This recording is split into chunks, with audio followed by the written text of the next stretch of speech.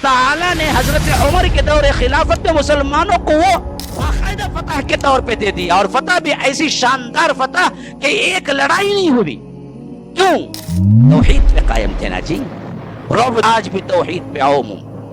اصل مسئلہ بات کرو، سوراخوں کو بند کرو، بیکار کی باتیں ادھر ادھر کی نہیں کہ ہم ساتھ ہیں، ہم فلاں ہیں۔ مسلمان نوجوانوں کو بڑکاؤ، اور یہاں جو ہو رہا ہے فلسطین میں تو وہ ہو رہا ہے، ہندوستان میں بھی کئی نوجوانوں کو جیل کے سلاخوں کے پیچھے ٹھوس دو۔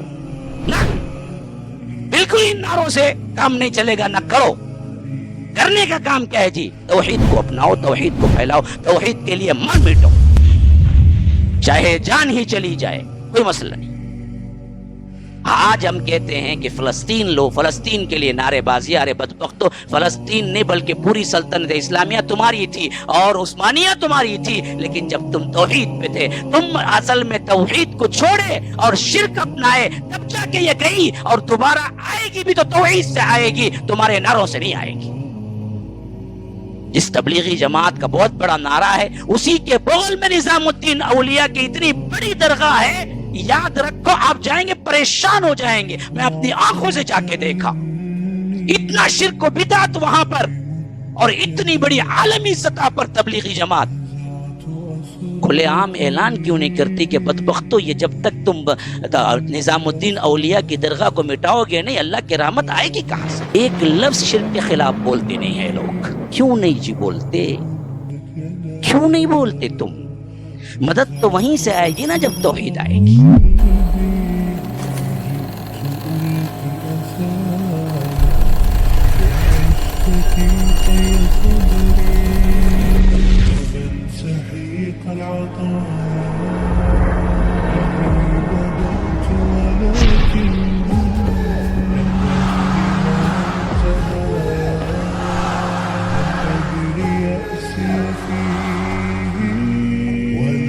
اللہ تعالیٰ نے حضرت عمر کے دور خلافت میں مسلمانوں کو وہ باقاعدہ فتح کے طور پہ دے دیا، اور فتح بھی ایسی شاندار فتح کہ ایک لڑائی نہیں ہوئی۔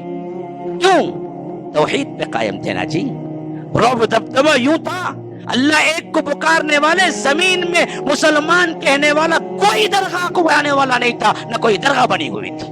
چیلنج کرو، جس وقت مسجد اقصیٰ کو اللہ نے حضرت ابو عمر کے ہاتھوں میں دیا رضی اللہ عنہ، اس وقت مسلمانوں کے پاس کوئی درگاہ یا خبر تھی؟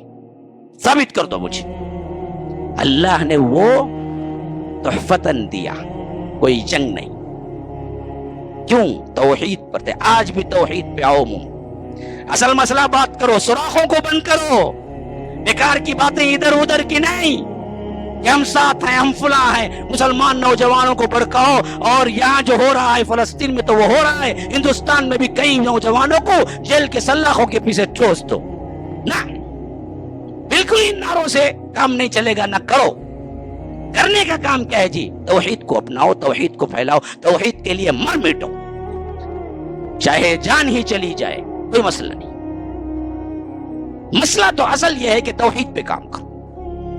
جب مکمل توحید پہ صحابہ آ گئے، بیت المقدس کی فتح کا مسئلہ آیا، انہوں نے کہا کہ ہم کوئی لڑائی نہیں لڑتے، صرف اتنا ہے کہ تمہارا جو خلیفہ ہے وہ آئے، ہم خود آگے بڑھ کے چابی دے دیتے ہیں۔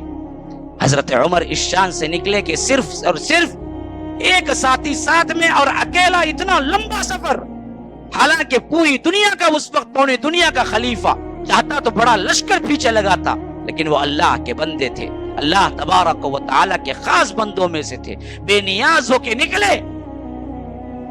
وہ بھی جو غلام تھا اس کی بھی باری ہوتی تھی۔ حضرت عمر نے کہا تو بھی انسان، میں بھی انسان، برابر برابر چلیں گے۔ کچھ دیر میں سواری کروں گا تو گھوڑا پکڑ کے چلے گا، اور کچھ دیر تو سواری پر ہوگا اور میں گھوڑا پکڑ کے چلوں گا۔ ایسے آدھا آدھا راستہ طے کرتے کرتے بیت المقدس پہنچے تو حالت یہ تھی، تاریخ کے پنوں میں یہ بات بالکل محفوظ ہے کہ حضرت عمر پاک پکڑے ہوئے تھے، اور گھوڑے پہ سوار ان کا غلام تھا۔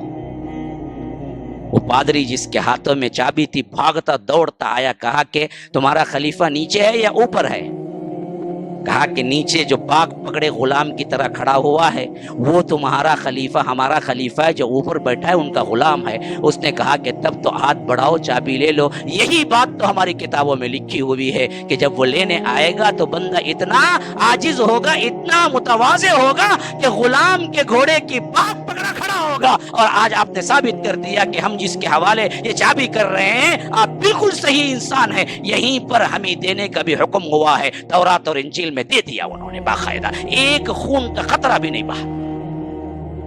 حضرت عمر نے کہا پھر کے دیکھتے رہے، دیکھتے دیکھتے اس مقام پہ پہنچ گئے کہ نماز کا وقت ہو گیا۔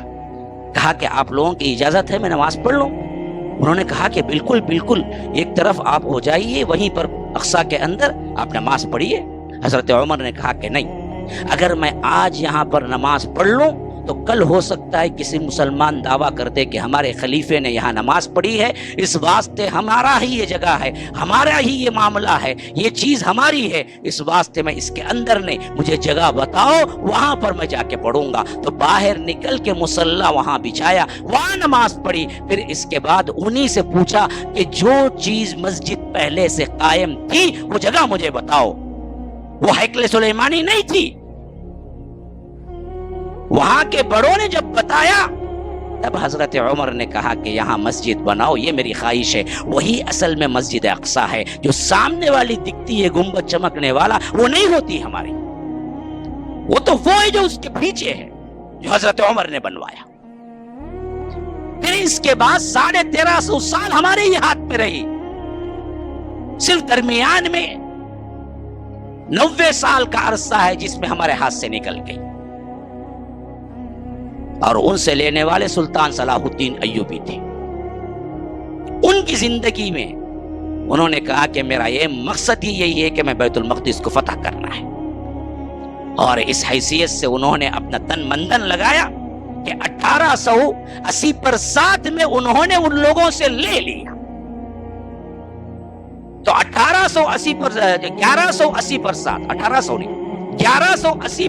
میں جب لیا تو اس سے پہلے 90 سال یہودیوں کے ہاتھ میں رہی۔ بس جب انہوں نے چھڑایا ہے 1100 میں، آج 2000 ہے، تو 1100 کا مطلب آج سے 900 سال پہلے جب انہوں نے چھڑایا ہے ان لوگوں سے، پھر یاد رکھو کسی کے ہاتھوں میں نہیں گئی، مسلمان ہی اس کے متولی رہے، مسلمانوں ہی کا حق ہے۔ لیکن پھر ہمارے ہاتھ سے گئی تو کیوں گئی؟ یہ بھی تو سوچو نا ذرا، ہمارے ہی شرکیہ افعال، ہمارے ہی درگاہوں کی وجہ سے، ہمارے ہی گناہوں کی وجہ سے ان کے ہاتھوں میں گئی۔ یاد رکھو 1929 میں باقاعدہ طور پر ان لوگوں نے دعویٰ کر دیا کہ جس دیوار پہ جا کے وہ گریہ کرتے ہیں، دیوار گریہ کہتے ہیں اسے، روتے ہیں، سر مار لیتے ہیں، آپ بھی دیکھا ہوگا، یہ ان کی خاص عبادت ہے، اس دیوار پر ہمارا حق ہے۔ اور یہ اقوام متحدہ کے کورٹ میں گیا باقاعدہ معاملہ، اور کورٹ میں باقاعدہ فیصلہ ہوا کہ نہیں ہے، اس میں کوئی حق نہیں ہے تمہارا، یہ پورا کا پورا مسلمانوں کا ہے۔ ہاں ہم تم کو اتنا حق دے سکتے ہیں کہ کبھی تم زیارت کے لیے آؤ، کہیں وہاں عبادت کرنا چاہو، کہیں وہاں رونا چاہو تو اس کی اجازت ہے، اس کے علاوہ کچھ نہیں۔ یہ 1929 میں فیصلہ باقاعدہ طور پر تمام ملکوں نے مل کے دیا تھا، پھر بھی مسلمانوں ہی کے ہاتھ میں رہی۔ لیکن یہ سب کچھ گیا ہاتھ سے تو یہ عثمانی خلافت کا آخری دور تھا جس میں بنیاد ہی ان لوگوں کے پاس سے توحید چلی گئی تھی۔ ہاں یاد رکھو، آج بھی آپ جاؤ ترکیہ کے اندر، جتنے بدعات و خرافات اور درگاہیں وہ جتنی ہیں اتنا ہندوستان میں بھی نہیں ہو سکتی۔ یہ خلافت ہاتھ سے گئی تو بھی شرک کی وجہ سے گئی، اور اتنے کمزور ہوتے چلے گئے کہ برطانیہ وغیرہ مل کے باقاعدہ طور پر اسرائیل کو کھڑا کر دیا، اور 15 جولائی 1948 کو باقاعدہ یہ اعلان کر دیا کہ اسرائیل ہمارا ہے، ہم نے ایک ملک وہاں پر کھڑا کر دیا ہے۔ آج ہم کہتے ہیں کہ فلسطین لو، فلسطین کے لیے نعرے بازی، ارے بدبختو، فلسطین نہیں بلکہ پوری سلطنت اسلامیہ تمہاری تھی اور عثمانیہ تمہاری تھی، لیکن جب تم توحید پہ تھے، تم اصل میں توحید کو چھوڑے اور شرک اپنائے، تب جا کے یہ گئی، اور دوبارہ آئے گی بھی تو توحید سے آئے گی، تمہارے نعروں سے نہیں آئے گی۔ دوبارہ آنا ہے تو پھر توحید کو پکڑو. شرک رہتے ہوئے اتنا بڑا سوراخ امت مسلمہ کے عقیدے میں اللہ ہم کو نہیں دے گا. یہ بالکل بیکار بات ہے. نعرے بازیوں سے باز آؤ, امت کو صحیح راہ دکھاؤ. بڑے بڑے لوگوں کی زبانوں میں آج بھی وہ پاور ہے کہ بڑے بڑے امت کے اندر انقلاب آ سکتے ہیں. وہ بڑے لوگوں کو میں کاش کہ اللہ میری بات وہاں تک ان کے کانوں تک پہنچائے کہ وہ لوگ کہیں کہ لوگوں اصل میں یہ بات ہمارے درگاہوں کی نحوست اور شرک کی نحوست سے ہے. ہمارے اپنے علاقوں میں درگاہیں اٹھا کے مٹاؤ. جس تبلیغی جماعت کا بہت بڑا نعرہ ہے اسی کے بغل میں نظام الدین اولیاء کی اتنی بڑی درگاہ ہے, یاد رکھو آپ جائیں گے پریشان ہو جائیں گے. میں اپنی آنکھوں سے جا کے دیکھا اتنا شرک و بدعت وہاں پر, اور اتنی بڑی عالمی سطح پر تبلیغی جماعت کھلے عام اعلان کیوں نہیں کرتی کہ بدبختو یہ جب تک تم نظام الدین اولیاء کی درگاہ کو مٹاؤ گے نہیں اللہ کی رحمت آئے گی کہاں سے. تمہارے گلی کے اندر بالکل شرک شرع عام ہوتا ہے. آج تک پوری زندگی میں اللہ نے بچا کے رکھا. کبھی میں درگاہ نہیں گیا لیکن دیکھنے کے لیے گزشتہ سال میں گیا تھا نظام الدین درگاہ کے اندر. آخر ہوتا کیا ہے, میرے رونگٹے کھڑے ہو گئے. مجھے ایسا لگا کہ ہو سکتا ہے ابھی عذاب بہتر نازل ہو جائیں, میں یہیں پر کیا ہے کچھ ہو جائے مجھے. میں بھاگتے دوڑتے باہر نکلا. اتنا کھلا شرک. یہ کہاں ہو رہا ہے؟ مرکز تبلیغ کے بالکل پاس میں, پڑوس میں. آپ آدھا کلومیٹر بھی نہیں چلیں گے, اتنی بڑی اسی گلی کے اندر ہے. ایک لفظ شرک کے خلاف بولتے نہیں ہیں لوگ. کیوں نہیں جی بولتے؟ کیوں نہیں بولتے تم؟ مدد تو وہیں سے آئے گی نا جب توحید آئے گی. ارے اللہ تبارک و تعالی نے انسانوں کا کیا پیغمبروں کو تک نہیں چھوڑا, صاف کہہ دیا. میں آیت کہہ کے ختم کرتا ہوں بات کو. پتہ نہیں میری بات کتنی لمبی ہو گئی, لیکن مجھے حافظ صاحب نے اجازت دی تھی کہ آج کا موضوع ایسا ہے کہ آپ بولیں, اور میں بھی بولتا ہوں. بعد میں کسی کو کچھ مسئلہ ہے, جلدی جانا تھا, بعد میں آ کے نہیں بولنا. میں باقاعدہ مینجمنٹ اجازت لیا ہوں اور معذرت خواہ بھی ہوں, مجھے دوسرا وقت نہیں ملتا ہے. میں 600 کلومیٹر کا فاصلہ طے کر کے صرف ایک جمعہ کے لیے آیا ہوں. واپس ابھی رات کو جانا ہے مجھے. اللہ کے لیے سمجھو, یہ پیغام لے کے جاؤ.